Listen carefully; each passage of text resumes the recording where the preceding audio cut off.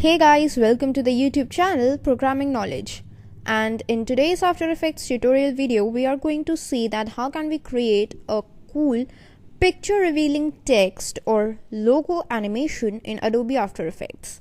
But before that, let us preview that what we are going to create.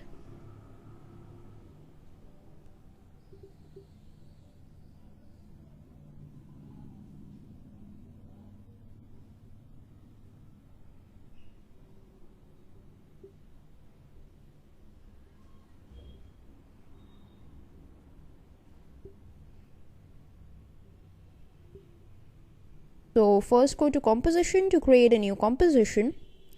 Now you can name it anything that you want. I'm naming it picture reveal text. Now the next thing you're going to do is create a solid layer. So go to the layer area, right click, go to new and select solid. Now we are going to name it BG, and without concerning with the color, we are going to hit OK. The next thing we are going to do is go to effects and presets and search for an effect called ramp. So you will find gradient ramp under generate. So apply it onto your solid layer. Change the ramp shape from linear ramp to a radial ramp. Now you will find that there is an anchor point just at this position. So drag it to the center position like this. The next thing you will find an anchor point just over here, so you're gonna drag it to around this place. Next thing I'm going to do is swap my colors, or you can say change my colors. So I'm going to choose a dark gray instead of white, which is the end color, and for the start color I'm going to choose a lighter gray. Now once I have locked it, the next thing we have to do is here you will find an option of choose grid and guide options. So just click on it, and here you will find a title / action save. You make sure to click on this option. As soon as you do that, you will see that a guide has been drawn onto your composition. Now this guide can be used effectively in our animation. So what we are going to do is go to the rectangle tool and make sure that its stroke is set to none and the fill is set to a solid color. Now you can just drag a square or a rectangle like this. The next thing you're going to do is zoom in your animation a little bit. Adjust the position of your shape layer so that it coincides with one of the plus symbols. Now that looks pretty good. What we are going to do is just duplicate this shape layer, change its fill color. Now we are going to drag it downwards. Again, zoom in and adjust it like this, and again duplicate your layer, change its color again. This time I'm choosing a green, and change its position to cover up the third quadrant. Again, zoom in and adjust your shape like this. Now the same step or the same process has to be continued for the fourth layer. So duplicate it, change its fill color, change its position, zoom in, adjust its position. Now that looks good. Now you can just turn off your tile and action save grid and make sure that all your layers are converging at a single point. Import some of the picture files in your composition, and these picture files will be the ones that would be shown on the screen. So just hit Ctrl I on your keyboard to import those files. Now I have already imported some of the files. You need to just align the layers in an ascending order. So first shape layer 1, then shape layer 2, then shape layer 3, and then the shape layer 4, like this. Okay.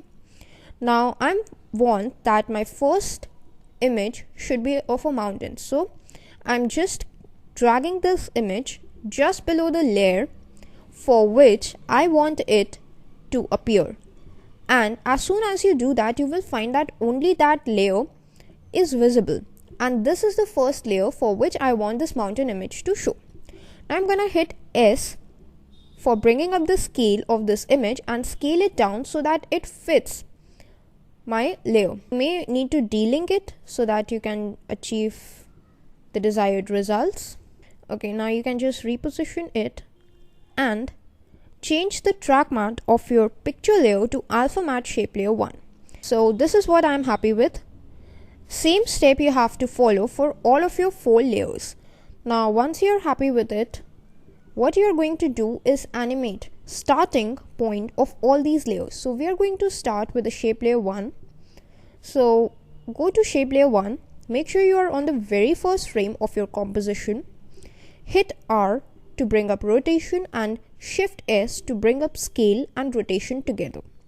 Now move forward to around 12 frames in time. Keyframe the value of scale at 100% and rotation at 0%.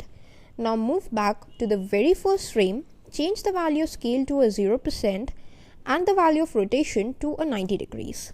Now I'm going to select all my keyframes and hit F9 on my keyboard to ease them. Hit S and R, Shift R to bring up the scale and rotation values for shape layer 2. I'm going to keyframe it. Then I'm going to move to the value where the animation of this layer is complete. Now I'm going to change its rotation value to 90 degrees and the scale to 0%. So you have to play with the rotation values, whether you want a clockwise rotation or an anti-clockwise rotation until you get your desired results. So I'm going to animate both of my layers in the same way.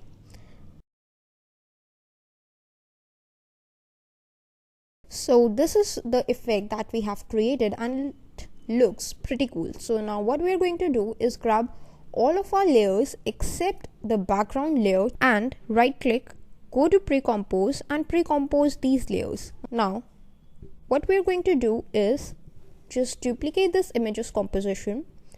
Go to the composition that is below, hit S to bring up scale and scale it up a little bit. Now hit T to bring up the opacity and decrease its opacity. So I'm giving it actual 65%. Now go to your image's composition, duplicate it once more and move the newly duplicated layer to the bottom of all these layers just above the background layer. Hit S to bring up scale and scale it up so that it fits your whole of the composition. Now you can just hit T to bring up opacity. You can just decrease its opacity a little bit. I'm keeping around 75% values. The next thing you're going to do is go to effects and presets and search for an effect called tint. Apply it on your bottommost images layer. And as soon as you do that, you will see that its color has changed to a black and white. You can just decrease the amount to tint to a 60%. So you will find this effect. Now, if we go to the very first frame and preview it, then we will find this cool looking animation in front of us. Now, what we are going to do is, for the time being, we are going to hide all these 3 layers and grab onto our text tool and type in any text that you want. I'm keeping its color to a yellow like this. Okay. Now make sure your text is aligned to the center both horizontally and vertically. Make sure your layer is selected, text layer, right click, go to layer styles and select drop shadow. Now you will see that a drop shadow is added. Just expand its option and select the opacity to about a value of 90%. The distance you can increase a little bit to about 20-21 so that this cool looking effect is in front of you. Turn your image layers on and drag your text layer just above your background layer. Now once your image animation is complete, that is around here. Okay, now what we are going to do is just hit S to bring up scale for this text, set its value to a 0%, keyframe it, move forward about a frame in time and set its value back to 100%. We are going to just open our images composition. Here we are going to select the shape layer 1 and the shape layer 4 together. Now what we are going to do is hit P to bring up its position, keyframe its position, move forward a few frames in time and just decrease the value of the Y coordinate so that this layer goes upwards like this. Now Once this animation is complete, we are going to our shape layer 2 and 3 together. Same step has to be followed for this also. We need to keyframe the value of position, move forward a few frames in time, and just increase the value of the y coordinate so that it moves away from the area for composition. Then this text layer would be revealed once our images move off. Next thing we are going to do is about 3 seconds in time. Right click on the layer area, go to new and select a camera layer and hit OK. But before that, what we are going to do is change our text layer to a 3D layer. So you go to toggle switches and modes and make sure that this 3D box is checked or is turned on for the text layer. Now for the camera layer, we are going to hit P to bring up the position. Just keyframe it and move forward to about 6 seconds in time and change the value of the position so that your focus is all on the text layer, like this. So if we just go to the very first frame and preview our animation,